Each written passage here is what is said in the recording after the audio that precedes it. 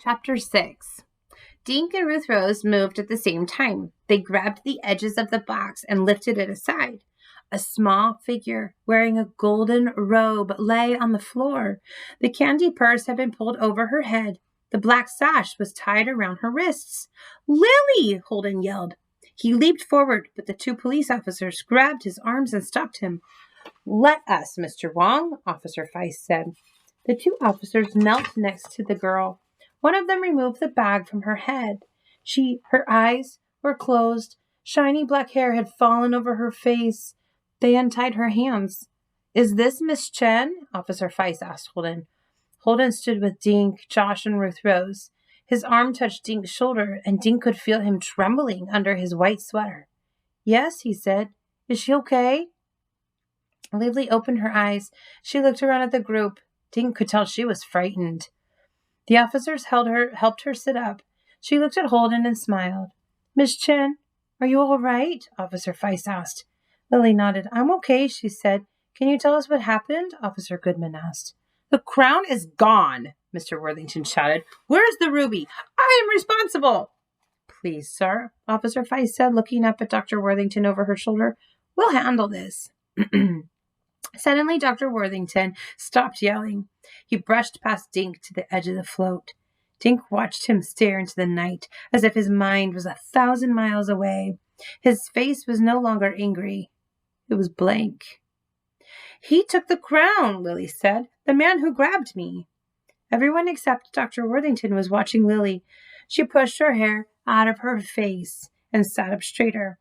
"I was standing on the box, throwing candy," she said. "Then I heard fireworks and I was confused.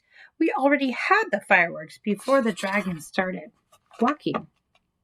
So I just looked up at them like everyone else. Suddenly, someone climbed over the side of the float."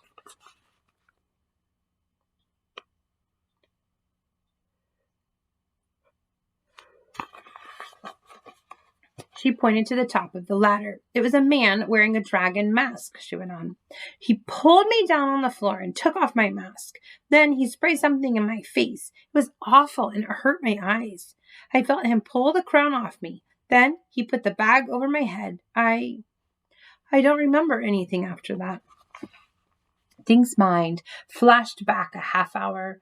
They were all watching the dragon walking along the parade route. One of the pairs of legs crawled out from under the dragon and hurried away in the other direction, toward the swan float. I think I saw him," Dink said. Everyone looked at him. You saw who attacked Miss Chen?" Officer Feist said. Just then another police officer thudded up the ramp and into the middle of the swan float.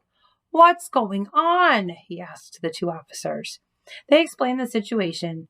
"Okay," he said, "but let's finish this at the station. There are a few thousand unhappy people out there, and they want their parade." "We have to go to the police station too?" Josh asked. "That's right, son," the officer said. "Where are your parents?" "My dad's back at our hotel," Dink said. "We're staying at the Bayside." "You'd better call him," Ruth Rose said. Everyone started to leave the float. Dink noticed that Holden and Lily each had a police escort. Dr. Worthington walked alone, but the third officer was keeping an eye on him. One by one, they walked down the ramp. "Let's take the easy-peasy way," Josh whispered to Dink. "He means the ladder," Ruth Rose said. Dink was standing next to the ladder's top rung, where it came up the side of the truck bed.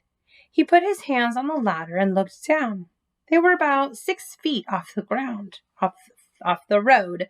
Flower blossoms partly covered the ladder rungs. It looked slippery. "I'll take the ramp," he told Josh and Ruth Rose. But his fingers had touched something soft on the top rung. He looked and saw a piece of white yarn. Dink pulled the yarn off the rung and examined it closely. Under the lights, it looked curly and silky. Dink thought of the yarn his mother used when she knit scarves and sweaters every winter. He had seen a white sweater only minutes ago on Holden. Dink slipped the yarn into his pocket and pulled out his cell phone. He hit speed dial for his father's number.